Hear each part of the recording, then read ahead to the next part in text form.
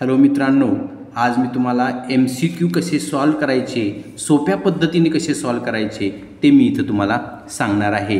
ते तुम्ही समजून घ्या, काहीही प्रॉब्लेम येणार नाही. अतिशय सोप्या ट्रिक्स तुम्हाला सांगतोय बघा. क्वेश्चन आहे बघा, तो क्वेश्चन काय आहे तुमच्याकडे, तर the inverse of the statement a family becomes literate if the women in it are literate. म्हणजे एखाद्या फॅमिलीमधली स्त्री जर साक्षर असेल, लिटरेट म्हणजे साक्षर असेल, तर ती फॅमिली साक्षर होते. हे खरं आहे. फॅमिली लिटरेट असेल तर पूर्ण कुटुंब लिटरेट होतं. आता याचं आपल्याला काय करायचं आहे, इन्व्हर्स करायचं आहे. इन्व्हर्स याचा अर्थ बाळांनो, इन्व्हर्स मीन्स आपल्याकडे ओरिजिनल स्टेटमेंट असतं P इम्प्लाइज Q. इन्व्हर्स याचा अर्थ negation of P implies negation of Q. लक्षात घ्या, negation of P implies negation of Q, याला इन्व्हर्स म्हणतात. आता P म्हणजे कोण यातला, तर नेहमी लक्षात ठेवा, इफ देनचं वाक्य असतं आपल्याला ह्या कॉन्व्हर्स, इन्व्हर्स आणि कॉन्ट्रापॉझिटिव्हसाठी.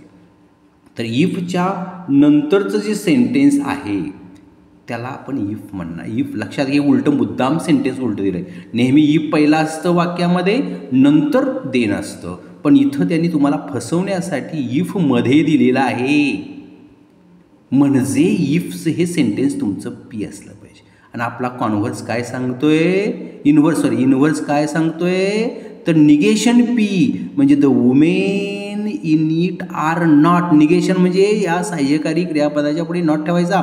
If the women in it are not literate, बघायचं, चेक करायची तर कुठं उत्तर आहे का बघा. If the women in the family are not literate, are not कुठंच दिसत नाही या वाक्या सगळ्या चारीमध्ये, म्हणून त्याचं हे उत्तर. इफ देनमध्ये जोडायचं असतं तुम्हाला, लक्षात घ्या. Converse, inverse, contrapositive. आणि इन्व्हर्स तुमचा म्हणजे निगेशन पी. तर सांगितलं बघा तुम्हाला मी, negation P implies negation Q. Negation P म्हणजे तुमचा इफच्या पुढचा सेंटेन्स. फसवतात, इफ कुठाही शोधायचं, त्याला पी म्हणायचं, त्याचं negation the women in it are not, म्हणून ते तुमचं सी ऑप्शन. समजलं का बघा. पुढचा question, The sides of the equilateral triangle are increasing if the rate at the rate 2 cm per second. The rate at which increasing when the sides are 10 cm. म्हणजे समजा हा मी जर ट्रायंगल तुम्हाला जर असा जर ट्रायंगल जर ड्रॉ करून सांगितला, समजा ए आहे, हा बी आहे, हा सी आहे आणि एस तुमची 10 आहे. हा व्हर्टेक्स, हा व्हर्टेक्स, हे 3 व्हर्टेक्स धरून आपण असं खेचलं या ट्रायंगलला. त्यांचा क्वेश्चन काय मी समजून सांगायला लागलो बघा. तर हे जर आपण ओढलं तिन्ही बाजूला, तर ही जी साईड काय होणार आहे, इन्क्रीज होणार आहे. साईड इन्क्रीज होणार आहे. साईडला मी एस म्हणतो, साईड इन्क्रीज होणार आहे. आणि साईड इन्क्रीज होत असताना त्याचा रेट आहे ds/dt = 2 cm per second. हा तुम्हाला साईड इन्क्रीज होण्याचा रेट दिला आहे. तर जेव्हा साईड आपण इथे या कोपऱ्यात धरलं, या कोपऱ्यात धरलं, या कोपऱ्यात जर त्याच्या जर साईड्स पुल केल्यानंतर त्याचा ते साईड इन्क्रीज होण्याचा रेट आहे ds/dt = 2. तर त्यांनी म्हणतात की एरिया इन्क्रीज होण्याचा रेट काय, त्यामुळे त्या साईड्स वाढल्या की एरिया वाढणारच ना ॲटोमॅटिकली. आणि तो रेट काय आहे हे तुम्हाला विचारलेला आहे. तर तो रेट कसा काढायचा बघा. तुम्हाला इथं एरियाचा फॉर्म्युला, इक्विलॅटरल ट्रायंगलच्या एरियाचा फॉर्म्युला तुम्हाला माहीत पाहिजे. आणि तो फॉर्म्युला आहे बाळांनो, तो A = √3/4 साईड स्क्वेअर. साईडला येस म्हटलोय आपण. एरियाचा फॉर्म्युला आहे √3/4 s². आणि मग मला सांगा बाळांनो, तर याचं डेरिव्हेटिव्ह घेतलं आपण. डेरिव्हेटिव्ह घेतलं की डीएचं डेरिव्हेटिव्ह da/dt हा कॉन्स्टंट आहे तसाच ठेवतो. याचं डेरिव्हेटिव्ह 2s आणि पुन्हा यसचं डेरिव्हेटिव्ह ds/dt. हे लक्षात ठेवा.